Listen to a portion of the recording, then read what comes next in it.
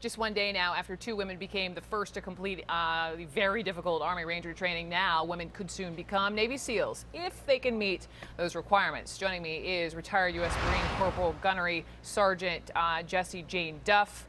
Gunnery Sergeant Duff is also a senior fellow with the London Center for Policy Research. She's also received multiple commendations and achievement medals from the Navy. So Jessie, thank you so much for joining us. Actually, the medals are from the Marines, but thank you.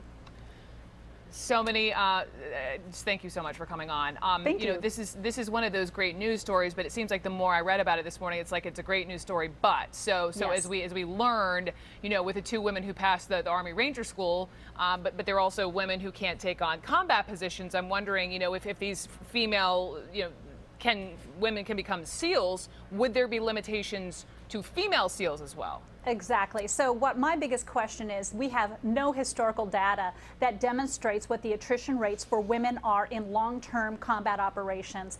Women have approximately 45% less muscle mass, 20% less lung capacity.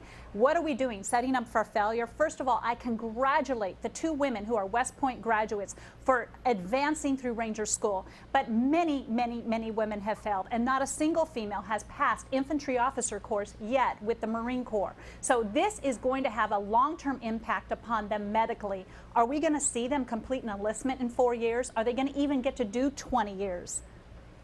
Well, hold on. Let me go back to your point, because I know you had said, I think you said you knew someone in the military, 29-year-old woman who had Yes. both of her hips replaced. I think to your point about, you know, some of this is incredibly arduous, you know, just physically, right? But wouldn't women to a degree have to walk into these experiences or these challenges eyes wide open, A, and B? I mean, listen, everyone's body type is different. I've seen some pretty tough ladies. Oh, I agree with you 100%. The female that I know personally was 29 years old and needs 2 hips replaced.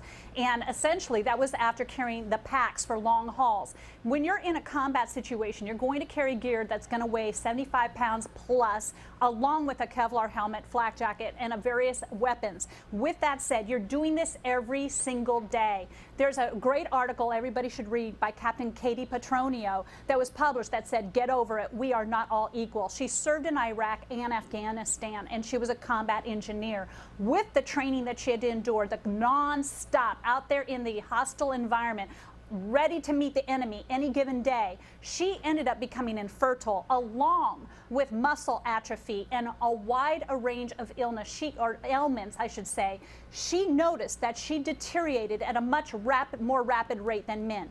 I agree with you. Women can go into this eyes wide open, but the military has a responsibility to understand if they don't finish that 4 years and they don't have a career, one, we're setting them up to be on the bottom 3% next to every single male they are performing with, first of all. Second of all, are we prepared to pay for their medical discharge and continue to pay them for the rest of their life for the physical disability that we could No, and those are eventually... absolutely 100%, you know, valid concerns. But I guess I just want to be crystal clear, as a woman of your stature, do you think this is even a good idea that women can now try to hit, you know, go through the 6-month intense basic underwater training? No, Yeah. I don't think it's a good idea, because I don't think that we have a combat mission readiness need to put women in the front lines. I don't think we've demonstrated that. I think this has been something that was influenced by a lot of politicians and people who wanted to get their name out there for women, but I question them. This isn't about equality. This is about a complete physical difference. This is about biology.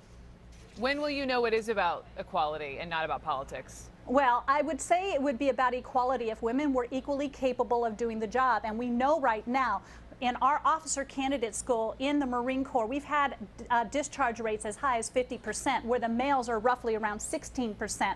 Medical discharges result in about 16% or 17% for women and only 5% for males. We have a dramatic much higher discharge rate based upon medical inability. So I think we have to accept this reality. When you're talking about infantry and you're talking about special forces and Navy SEALs, for goodness sake, how are they going to perform underwater training when we have 20% less lung capacity? I think we're setting a lot of women up for failure, and we're going to be looking at a huge medical bill at the end of this. Wow, what a perspective. Gunnery Sergeant Jessie Jane Duff, I appreciate it. I appreciate your voice. Thank you, Brooke. Thank you so much.